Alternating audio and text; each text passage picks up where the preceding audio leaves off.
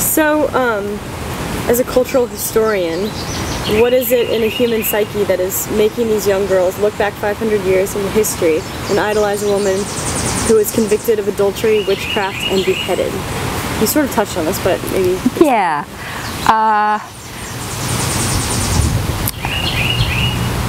It's interesting that Anne has become such a cultural icon.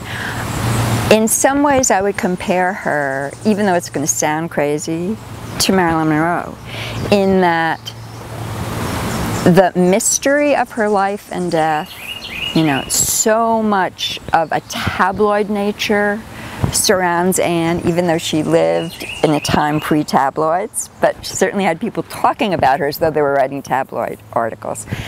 There's so much of a tabloid nature, there's so much celebrity stuff, but there's a mystery at the center of it. There's an absence, right? And just as Marilyn Monroe has intrigued numerous writers who felt that I can get to that core that nobody has seen before. I can rescue the real person from the mountains of stereotypes, right? And the cliches and the rumor and the gossip. I think that people have felt that way about Anne too. They've felt that there is someone who has not yet been unearthed. And the fact is she probably never will be, unless we find a cache of letters. And I fantasize about that, believe me, that someone will come find her letters to Henry. You know, she's probably going to remain a mystery forever. But that's part of the reason why she's an icon, because people can be drawn into her life.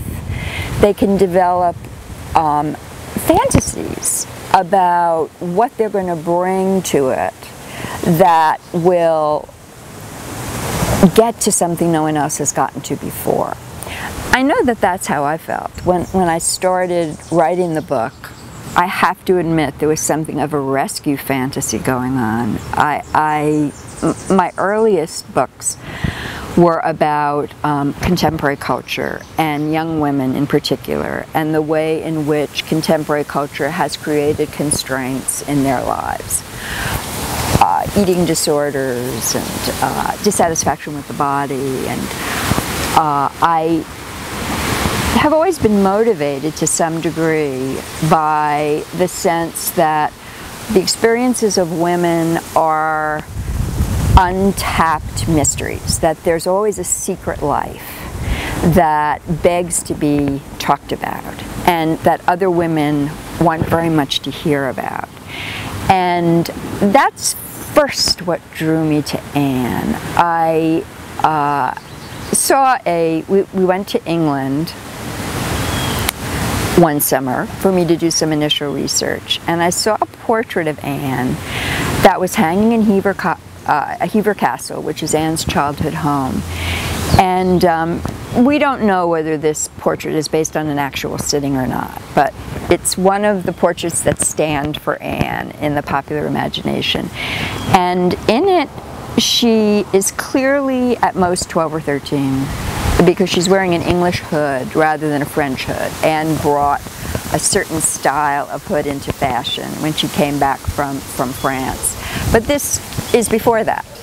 She looks very young, and you can imagine her as a pre-adolescent or young adolescent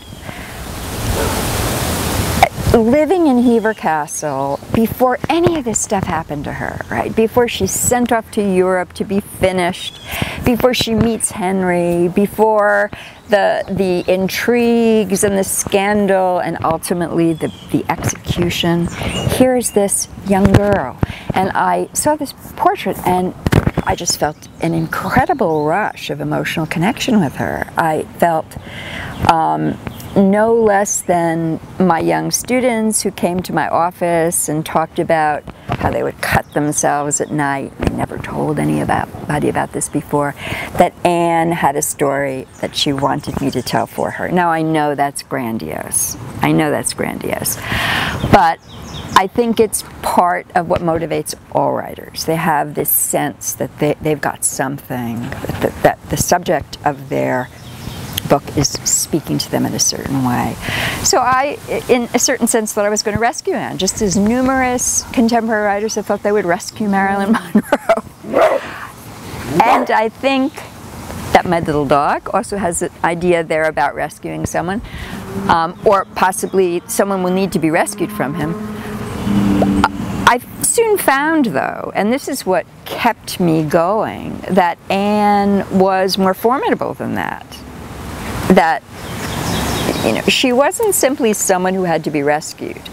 That there was a tradition that, far from portraying her in all the stereotypes that I wanted to kind of strip away and throw away, you know, saw her in a very different light. And then I got drawn into the, you know, the history of representations. But I think, you know, to get back to the question of why young girls today, I think that because they have come to Anne, I'm sorry, I'm going to have to start because I've got stuff in my eyes. I'm going to have to start again with this.